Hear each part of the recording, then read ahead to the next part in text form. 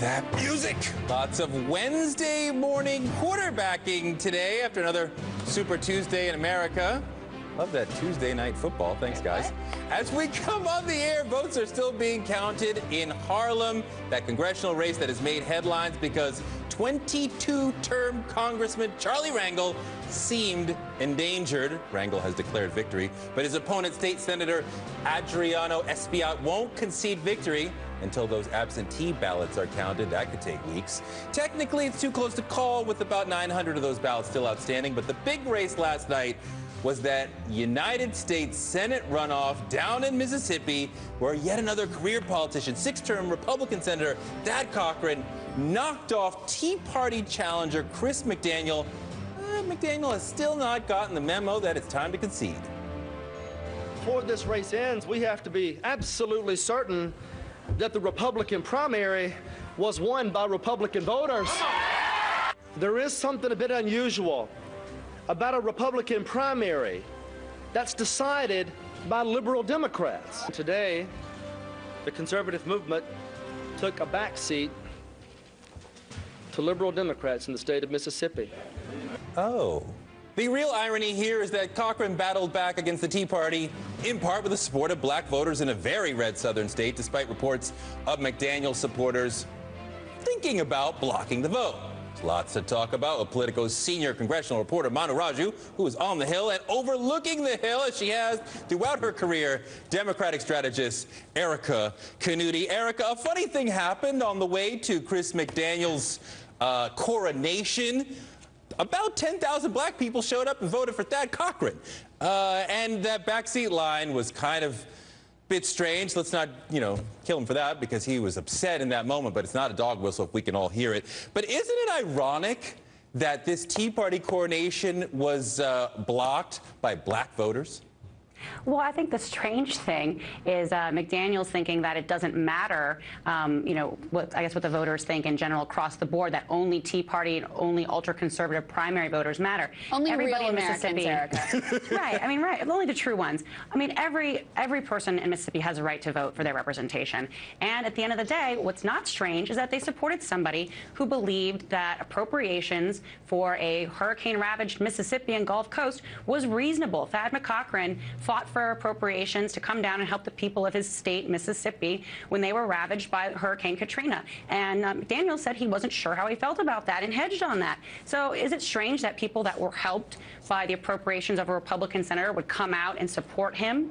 And kind of, when you think about what have you done for me lately, there's a perfect example. What he was able to say to these voters, look what I've done for you. This guy is dangerous. And McDaniels is surprised by that. Yeah, Erikka, I could not agree with you more. And Manu, a couple things I've been wondering. One is if, Thad Cochran having forged this sort of new coalition, if that will encourage him to vote in a more moderate way. And two, is this a strategy that other Republicans threatened with Tea Party challengers will employ? Because previously what we've seen is the old story, the Republican gets challenged by the Tea Party, they run as far to the right in the primary as they can, they may or may not make it.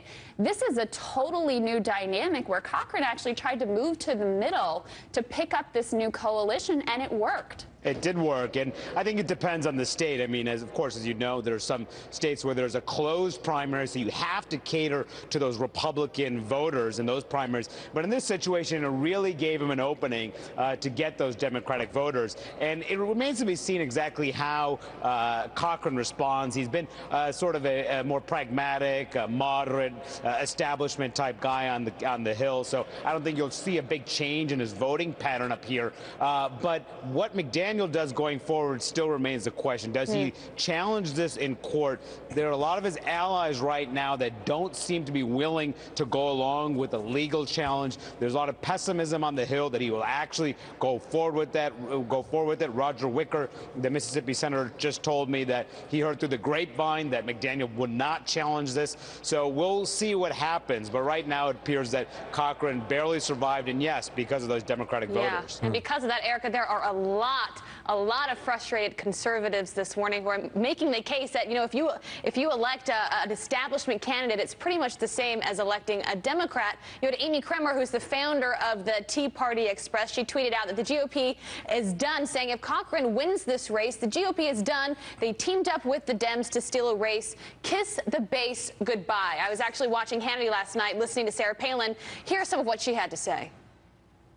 If Republicans are going to act like Democrats, then what's the use in getting all gung-ho about getting more Republicans in there?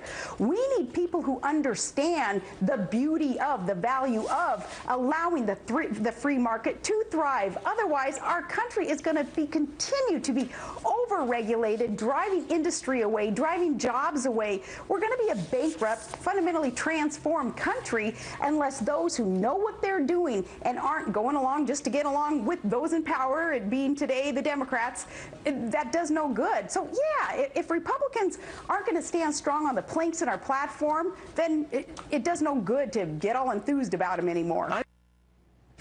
Erikka, we've heard this before from Sarah Palin, this idea that they're going to break off and form a third party. You know, hindsight's 20/20. I would say maybe that's what the Tea Party should have done from day one, is start a third party. And I say, you know what, if you're that disappointed with the Republican Party, go ahead and do it. Take off your Democratic strategist hat for just one moment and tell us, is this really just the anger, the heat of the moment, or could you see potentially a break off from the party at some point? Well, I think it's funny in the first place that Sarah Palin is talking about Republicans as though they work well with Democrats right now in the first place. I mean, that's ridiculous on its face. But, you know, I would have personally liked to have seen the Tea Party break off, because I think what they've done for the Republican Party has been really detrimental. I think the big thing here that no one's really kind of latched onto is earmarks and the effect of earmarks. Earmarks have been a part of our country's history since its beginning. And where you have a case like Eric Cantor, who is the first majority leader that we've seen since the earmark ban, had a very hard time making a case to his constituents to bring him back. And then we have Thad Cochran, who was able to make that case, basically pointing to appropriations. So this kind of anti-government rhetoric and the no, no, no, shutting down the government, voting 54 times to defund Obamacare, has kind of moved the Republicans away from the fundamental job of government, which is to spend the taxpayer dollars in an appropriate manner. Yeah. I mean, it's not Mick Cochran, but I know he is Mick loving these results. So there's something there we can...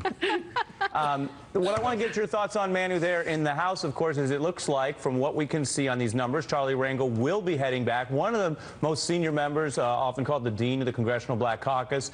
But when you look at his numbers here in Harlem and his expanding district, they don't look very good politically. He had 47% there, but which was slightly better than Espaillat at 43%. But you add in Walren, the other challenger, and what that basically means is yesterday, the majority of people in Charlie Rangel's district voted for someone else. Your thoughts on that dynamic, even as he looks to be heading back to Washington for what he says will be his final term?